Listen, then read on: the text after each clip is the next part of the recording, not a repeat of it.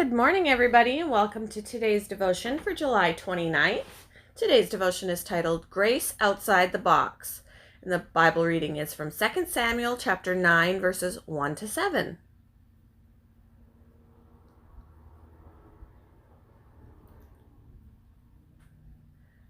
David asked, "Is there anyone still left of the house of Saul to whom I can show kindness for Jonathan's sake?"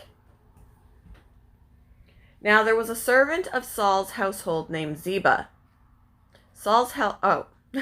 They summoned him to appear before David, and the king said to him, "Are you Ziba?" "At your service," he replied. The king asked, "Is there no one still alive from the house of Saul to whom I can show God's kindness?" Ziba answered the king, "There is still a son of Jonathan. He is lame in both feet." "Where is he?" the king asked. Ziba answered, "He is at the house of Machir, son of Ammiel, in Lo-debar." Excuse me.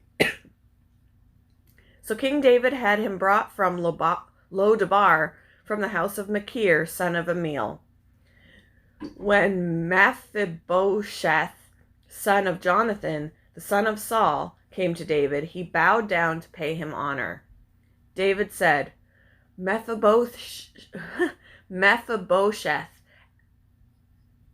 "At your service," he replied. "Don't be afraid," David said to him, "for I will surely show you kindness for the sake of your father Jonathan. I will restore to you all the land that belonged to your grandfather Saul, and you will always eat at my table."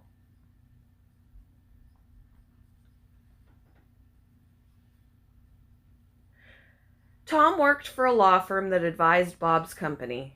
They became friends until Tom embezzled thousands of dollars from the company. Bob was hurt and angry when he found out, but he received wise counsel from his vice president, a believer in Christ. The VP noticed Tom was deeply ashamed and repentant, and he advised Bob to drop the charges and hire Tom.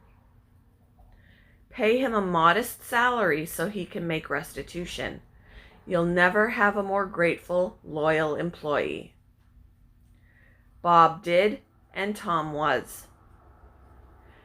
Mephibosheth, grandson of King Saul, hadn't done anything wrong, but he was in a tough spot when David became king.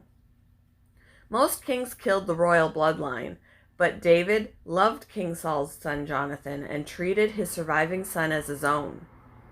His grace won a friend for life. Mephibosheth marveled that he deserved nothing but death from my lord the king, but you gave your servant a place. He remained loyal to David even when David's son, Absalom, chased David from Jerusalem. Do you want a loyal friend for life?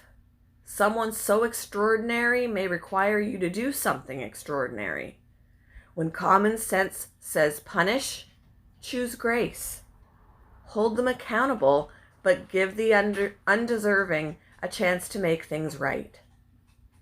You may never find a more grateful, devoted friend. Think outside the box with grace. Who has sinned against you? And how might you hold them accountable while also forgiving them?